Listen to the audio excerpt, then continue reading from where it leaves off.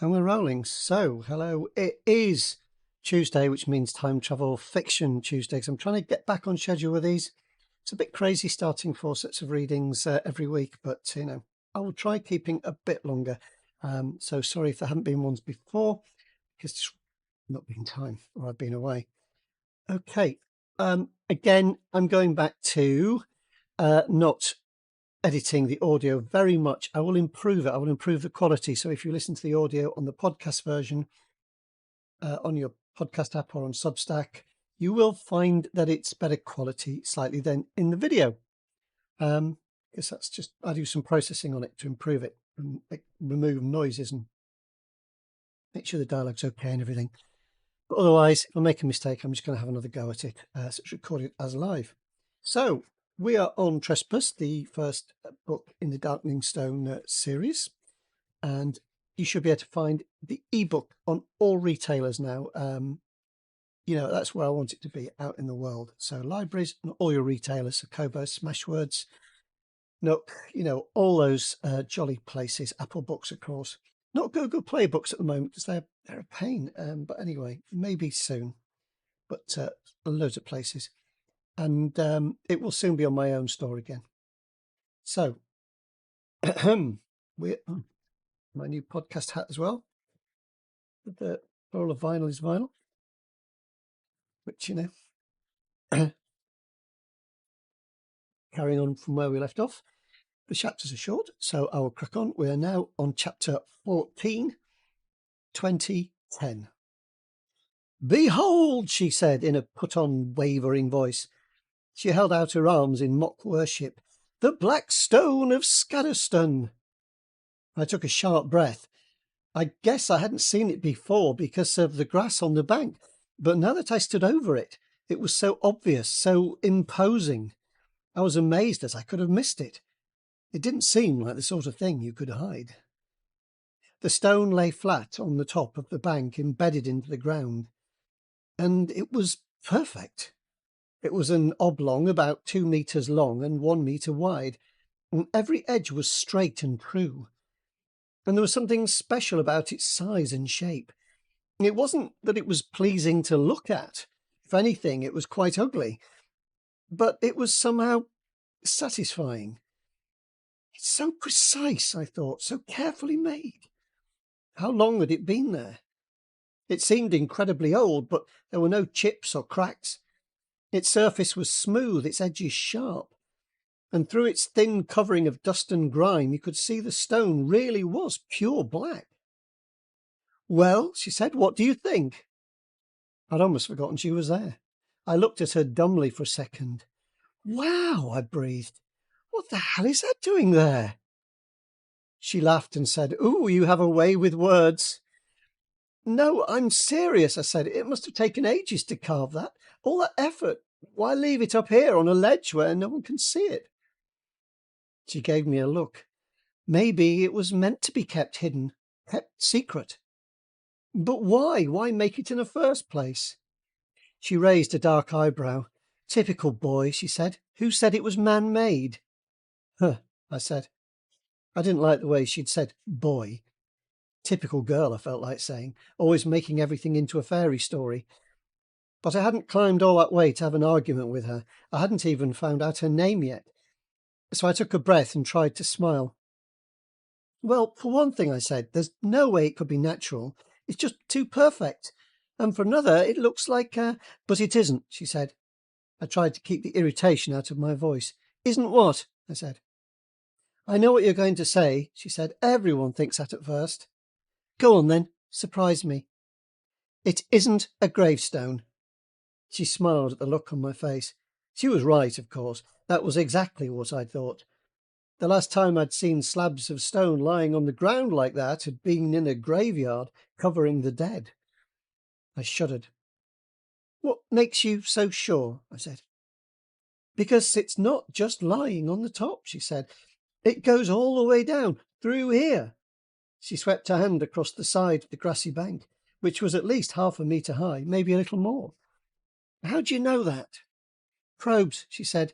They pushed them in from the top, all down the sides, and then they did a load sideways through the soil here. Nothing under there but solid rock. They were going to try the magnetometer as well, but it kept going wrong. They? I said, who are they? The prof and the rest of the team. Me and the other volunteers, my so-called friends, we took notes, filled in the record sheets. Questions. My head was filled with a dizzying, incomprehensible rush of questions. There was so much going on here that I just didn't know about, so much that didn't seem to fit. I shook my head. I had to take a step back, push the questions to one side. I needed to get a few things straightened out. Look, I said, let's start again. I took a breath. My name's Jake. What shall I call you? She looked me in the eye. Okay, she said. I'm Callie, short for Callisto. Like the moon? I'm afraid so. She shrugged. New Age parents. No, I said, it's a nice name. Whatever, she said, but I could tell she was pleased. And you're here with your dad? No. But you said... Sorry, I just made that up, just in case, you know. I nodded wisely. I didn't blame her. I could have been anybody, and now she'd owned up to her white lie, it might mean she thought I was okay. So, who's this team? Professor Leyland, he's an archaeologist, a couple of his PhD students, and there's 4 of us volunteers helping out. Looks good on the college application form. And where are they now? I asked. They're up there, she said, and nodded upwards. I'd call them on my phone, but there's no signal down here. It's a real pain. The slope above us was more gentle and dotted with trees. Somewhere up there I knew there was another high fence, and beyond that a wind-swept football field. For a second I pictured a man in a white coat playing football. Callie saw my blank expression and added, They've set up a base camp on the top where it's level. The prof's up there now. He's in charge of the dig. Dig? I said. I looked around. There was no sign of any digging going on. We call it a dig, she said, but we've only just got started, and we're not allowed to actually dig anything up here. Not yet, anyway. Why's that? Oh, there's some problem with the paperwork and the permission and... She pulled a face and made some air quotes. The Druids. I stifled a laugh and copied her air quotes. Druids around here? You'd better believe it, she said. A whole gaggle of them. And the funny thing is, they're the ones who aren't allowed in here. This is private property, and we're the ones who've got permission from the owner. I said. I thought of the fence and the warning signs. Should I tell her I was trespassing? Anyway, she said, you haven't even seen the best bit yet. She leaned over the stone and rubbed the dirt from one corner. Then she leaned closer, spat on the surface and rubbed it again. Look, she said. It was a good opportunity to stand close to her, and I took it. I leaned forward, and for a moment I could smell the shampoo in her hair, and then I forced myself to concentrate on the stone, and gasped. I was expecting to see a smooth stone surface, perhaps like a piece of marble. Instead, I was looking deep inside it. It was the most beautiful thing I'd ever seen. The entire platform was carved from some sort of dark crystal. It was almost black, but translucent, like black ice. The sunlight entered into it and danced inside. I knew without doubt that this black stone was unique, and I knew that whatever it took, I had to find out more. I turned toward Callie. She looked me in the eye, studying my reaction. Neither of us spoke. This was beyond anything I'd ever experienced. In that instant, everything changed. I was now involved with this beautiful, mystifying black stone. What I did not know was that this moment and its consequences would haunt me for the rest of my life. Now we're going to chapter 15, which is way back 3500 BC. Burlick stood at the edge of the pit floor, alone and desolate. I should have rushed in, he thought. Used the darkness. I should have surprised Wiccan while he slept, held a knife to his throat, made it quick. But he had hesitated. His mind had reeled with a lifetime of dark tales, tales whispered as the fire died down to dull embers, and the shadows grew deeper and flickered into life. In the village, the shades were kept at bay. the symbol carved over every door, the dried herbs hanging in every hut, and the offerings that many made down by the stream. But here he was in the Shades' territory. "And they don't want me here," he whispered. The Shades had protected Wiccan for as long as anyone could remember. He touched the talisman he wore around his neck. It gave him no reassurance. It was almost dawn, and he had to act, had to pick his moment. Once it grew light, it would be harder to catch Wiccan by surprise. Burlick reached out to feel his way and took a few steps forward, and froze. "Burlick!" A hoarse whisper, but clear enough. Burlick's breath caught in his throat. "Burlick!" Instinctively, he tilted his head to identify where the sound was coming from. "Burlick, it's Talon!" Burlick turned as Talon emerged from the shadows. The younger man moved slowly, holding out his hands to show he wasn't holding a weapon. Burlick growled and Talon stopped, keeping a respectful distance between them. "It's all right, Burlick," he said. "I've come to help." "Why?" Talon swallowed. It was a good question. "For my sister's sake," he said. It's not a lie, he thought, but my idea of help might be different from yours. "Huh," Burlick said. "You saw sense, did you?" "Yes," Talon said. "I saw sense." Burlick nodded. "All right," he said. "Come closer. We don't want to wake the old man." Talon did as he was told. At a signal from Burlick, both men crouched low. "It's simple," Burlick said. "I'll circle that way toward his hut, and you take the other side." "And when we get there?" Burlick grunted. "When we get there, you can leave the rest to me." "You'll kill Wiccan. Are you sure?" "Are you sure the old man really is Wiccan?" Burlick said. "What do you mean?" Despite himself, Talon was intrigued. "Do you remember Gitzian?" Talon was confused. The only Gitzian he knew was... "From the story?" "Yes, Gitzian," Burlick said.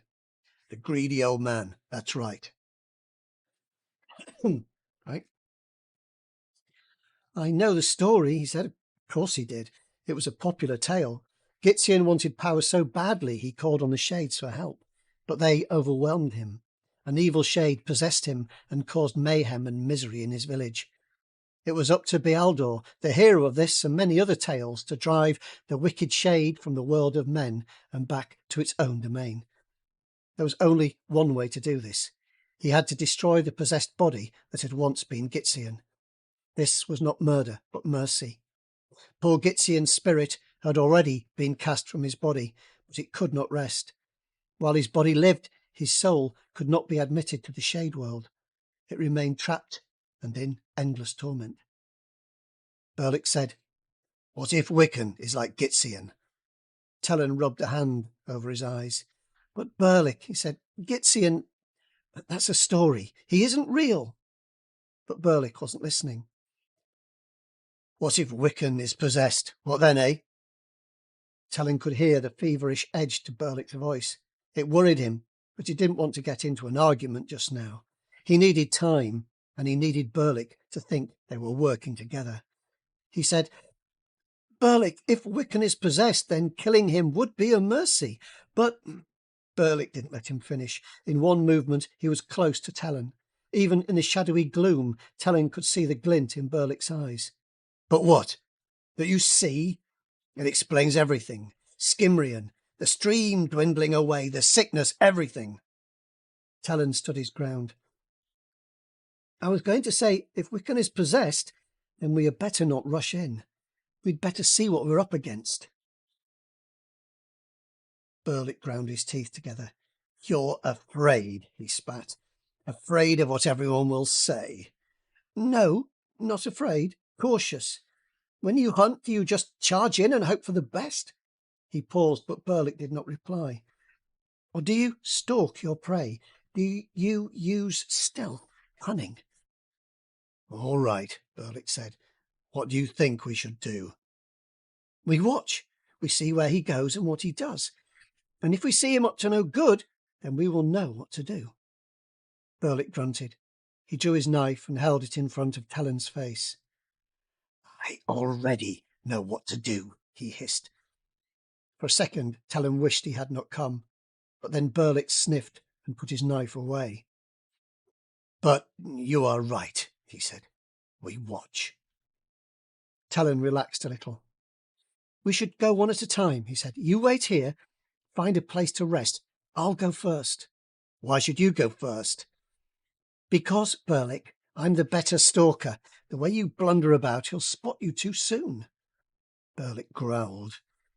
Talon grabbed him by the shoulders and said, "Listen, Burlick, I mean you no disrespect, but you know that I am right. When I came here tonight it was dark, and I found you straight away."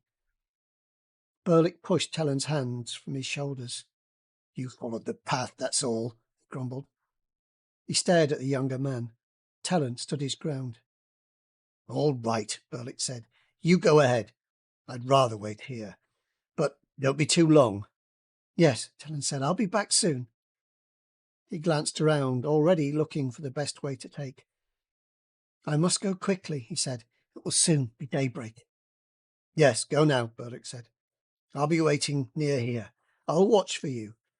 If you don't come soon, I'll come and find you." "Don't worry, Burlick. I won't do anything without you.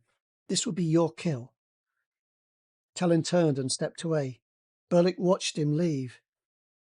"Yes," he thought, "you are far stealthier than I could ever be."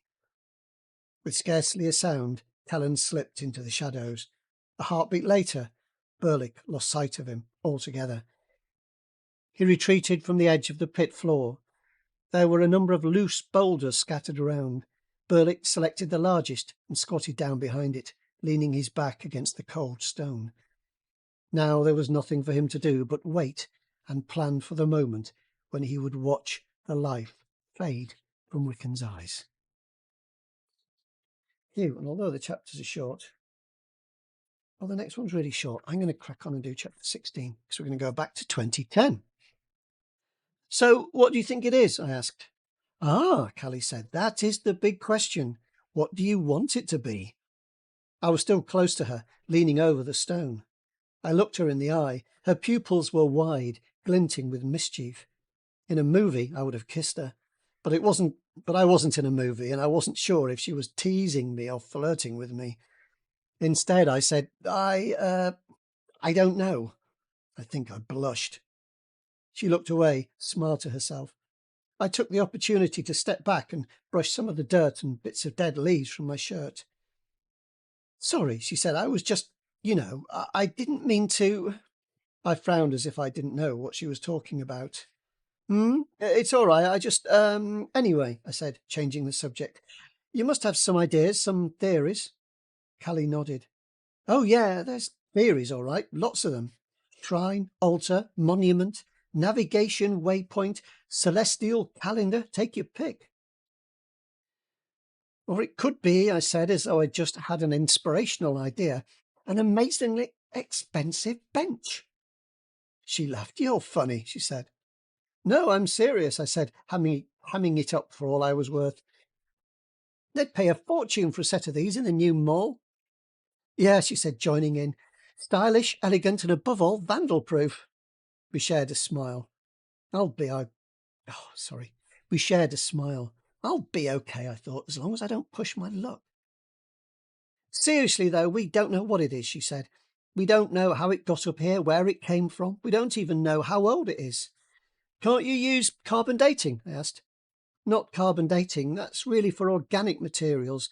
But there's lots you can do in the lab. The prof wants to analyze it in a mass spectrometer and do as many tests as possible. But for that, you need samples, and to take samples, you need permission. And the Druids..." She shrugged. "The Druids don't want you hacking lumps off the mothership, or whatever it is they think it is." "Right," she said. "Anyway, I think it's usually..." No, sorry. "Right," she said. "Anyway, I think it's usually this slow. It's not like on the telly. You don't rush in with diggers. It's more like scraping away with a trowel and a paintbrush. You take your time, photograph everything, write it all down." "Sounds a bit dull," I said. She shrugged. "It's okay. You can have a bit of a laugh, and if you do find something, it's great." "Yeah," I said. I wasn't convinced, but then I thought of long hours spent with Callie, and it started to sound pretty good. Look, I said, then I wasn't sure how to finish the sentence. She looked at me, smiling, expecting another joke. Yeah? I felt lightheaded. Was I going to do this? Are you finished for the day? I mean, are you free? She looked at me quizzically. Free? She said. Yeah, I wondered if you wanted to. My voice trailed off as I saw the look on her face. Realization closely followed by embarrassment. I'd pushed my luck. Oh, she said, no, I don't think that would be. No, I said, of course not. I'd better be going anyway, stuff to do. Yeah, sure. And my friends will be back in a minute. And Dean, he's sort of my boyfriend. I looked at the ground. I looked all around me, anywhere but at her. You said there was a path? I said. Yeah, she said, just over there. I glanced at her to see where she was pointing. Thanks, I said. See you. I mean, bye. I started walking up the slope, hoping I was going in the right direction. Bye, she called. I raised an arm to wave, but I didn't turn around. I waded into the undergrowth, moving as fast as I could without breaking into a run. And I kept going. And on that, Jake, I won't push my luck because I was starting to make more mistakes on that last chapter. So I hope you enjoyed it. So Trespass you can look for by me, Michael Campling. And yeah, there is a trilogy. The books do work best if they're read all together, in my humble opinion, because they were written that way. They were always devised that way. It was the first novel I wrote, so I think my style and way of writing has changed a lot over the years. But that said, I still stand by it. I think it's a fun and intriguing idea, the parallel timelines going on. And rather, 5,000 over 5,000 years apart. I hope you are getting into it. If you want me to keep doing these, because the time it takes, there's a couple of ways that you can do that. One is to upgrade on the Substack, upgrade to a paid subscription. That helps because if I know I'm getting those in, that helps getting a little bit of money from that. And the other one is to just share it with people. So if you can find the post and tell people about it, share it with people, subscribe. You can leave comments over on the Substack or YouTube or wherever you like, really. Substack's the best way to do it. It's at authormichaelcampling.substack.com. And it's always good to have some feedback and some encouragement. But sharing it is great because if we get a few more listeners, a few more podcast downloads, a few more subscribers, I'll think, yeah, let's keep going. But it does take me quite a while. So, happy reading. Look after yourselves. Take care. With any luck and a following wind, I'll be back next Tuesday with that. Otherwise, it will be Thriller Fiction Thursday, followed by Science Fiction Friday. Okay, happy reading. Take care. Bye.